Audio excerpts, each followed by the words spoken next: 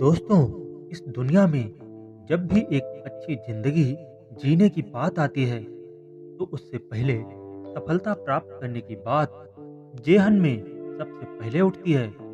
और दिमाग में ये बात उठना लाजमी भी है, क्योंकि एक अच्छी सफलता एक बड़ा लक्ष्य प्राप्त किए बिना एक अच्छी और सफल जिंदगी की कल्पना भी नहीं की जा सकती। और इसी तरह पढ़ाई और कड़ी मेहनत के बिना लक्ष्य प्राप्त करने की कल्पना नहीं की जा सकती। लेकिन बहुत से विद्यार्थी इस दुनिया में ऐसे होते हैं कि जिन्हें लगता है कि पढ़ाई करना मेरे बस की बात नहीं, लक्ष्य प्राप्त करना और जीवन में सफल हो पाना भी मेरे लिए असंभव लगता है, क्योंकि मैं एक कमजोर विद्यार्थी हूँ और पढ़ाई लिखाई करना तेज दिमाग वाले विद्यार्थियों का काम है। तो ऐसे विद्यार्थियों की इस गलतफहमी को दूर करने के लिए इस वीडियो में मैं आप सभी को एक ऐसा गुरु मंत्र बताऊंगा जो इस कहानी में छिपा हुआ है। और इसे सुनने के बाद आप फिर कभी नहीं कहोगे कि मैं कमजोर हूँ, मुझसे पढ़ाई नहीं होगी, मैं सफल नहीं हो पाऊंगा। तो चलिए अब शुरू करते हैं वो कहानी जिसमें छुपे हुए गुरु मंत्र से आप पढ़ाई करने के लिए मजबूर हो जाओगे। लेकिन कहानी शुरू करने से पहले कृपया इस चैनल को सब्सक्राइब कर लें, साथ ही बेल आइकन को भी प्रेस कर लें, ताकि मैं अपनी वीडियो के माध्यम से आपका मार्गदर्शन करता रहूं। दोस्तों, बहुत ही पावरफुल स्टोरी का अनमोल मंत्र है, ध्यान से और पूरा सुने। प्राचीन समय की बात है, विद्यार्थी गुरुकुल में रहकर ही पढ़ाई किया करते थे। बच्चों को शिक्षा ग्रहण करने गुरुकुल में भेजा जाता था। बच्चे गुरुकुल में गुरु के सानिध्य में आश्रम की देखभाल किया करते थे और अध्ययन भी किया करते थे। उसी समय वरदराज नाम का एक लड़का था, जिसे उसके माँ बाप ने भी सभी की तरह गुरुकुल भेज दिया था।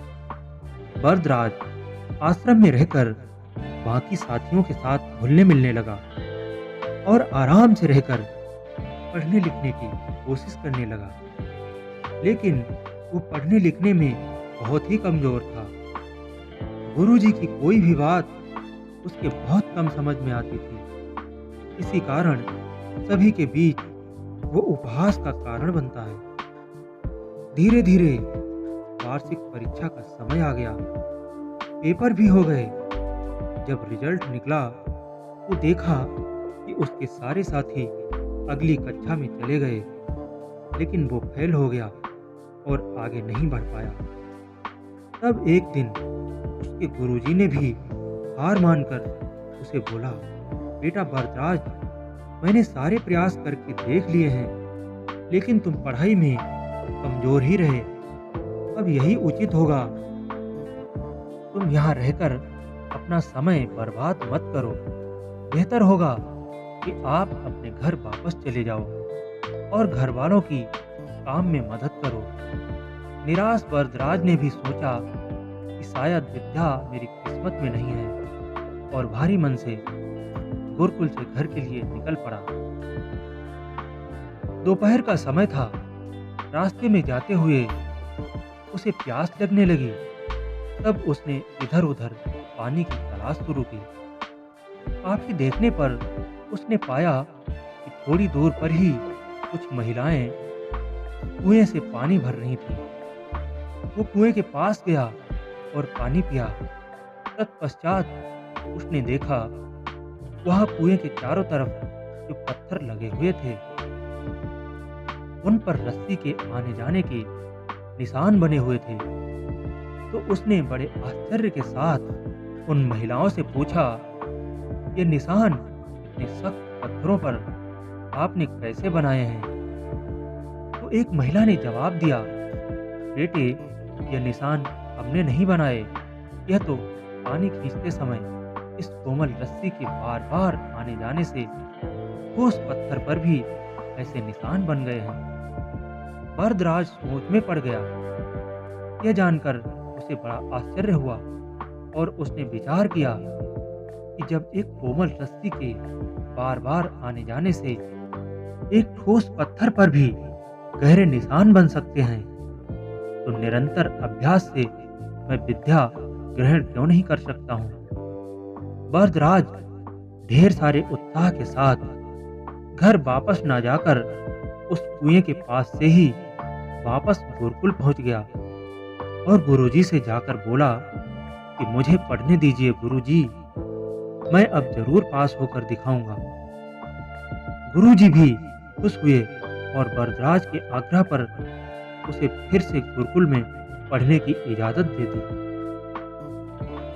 अब बरदराज ने भी अथक कड़ी मेहनत की और गुरुजी ने भी खुशी खुशी बरदराज का भरपूर सहयोग किया।